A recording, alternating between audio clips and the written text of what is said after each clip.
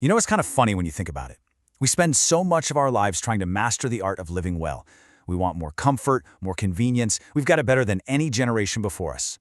But according to the mystic Sadhguru, there's this one huge area we've totally ignored, the art of dying well. So what does this yogic perspective really have to say about life's final journey? Let's dive in and find out. And that really is the central question here, isn't it? Why is there such a huge gap? I mean, we plan everything. We plan our careers, our families, our retirements, but for the one thing that is an absolute 100% certainty for every single one of us, we are just completely unprepared. It's a paradox. Okay, so to get our heads around the mechanics of death from this point of view, we first need a new way of looking at life itself. And the source material offers this beautifully simple but really profound metaphor to help us get it. Just think of a soap bubble. So picture it. For just a moment, a bubble forms, right? And it captures a little pocket of the air, of the atmosphere inside of it. Well, what you call your life is basically just that, a small, totally unique piece of the cosmos held together for a little while by a very specific boundary. And the air inside this bubble, it has a name, prana, or life energy. Now, the key thing to understand here is that it's not your air. It's the same universal consciousness that's in everything. It's just been temporarily captured inside your little bubble. So if prana is the air, what's holding it all together? Well, that's the film of the bubble. And in yogic terms, this is your karma. Now forget everything you think you know about good or bad deeds. In this context, karma is simply the entire accumulation of information and memory, everything from your genetics to your life experiences that creates the unique structure that is you. It's the soap film. All right, so with that bubble metaphor in our minds, let's get into the mechanics of dying. And this is crucial. In this view, death isn't like flipping a light switch from on to off. No, it's a systematic process, a kind of dismantlement, where that bubble dissolves layer by layer.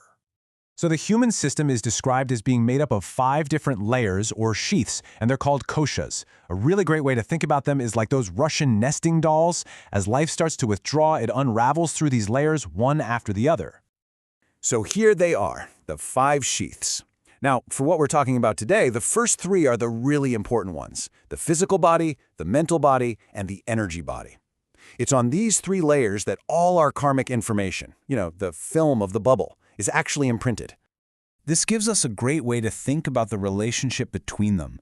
Just imagine your physical and mental bodies are the hardware and the software of a computer, right?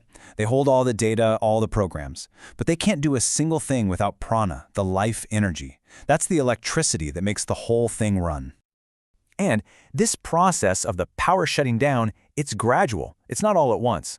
Even after a person stops breathing, that life energy, the prana, leaves in stages. For example, somewhere between 6 to 12 hours later, a specific energy called udana vayu leaves. And that's when the body suddenly feels much heavier. And believe it or not, sensory activity can continue for up to 18 hours. Now this brings us to a really crucial distinction. The quality of our departure, whether it's peaceful or a struggle, apparently depends entirely on which gives out first, our body or the karmic information that was kind of allotted for this life. This slide breaks down the 2 paths perfectly. On one hand, you have a timely death, which is the ideal scenario. Your karmic software, the script for your life, just runs out. It reaches its end, and life gently fades. But then you have an untimely death. This is where the physical hardware crashes while the software is still trying to run.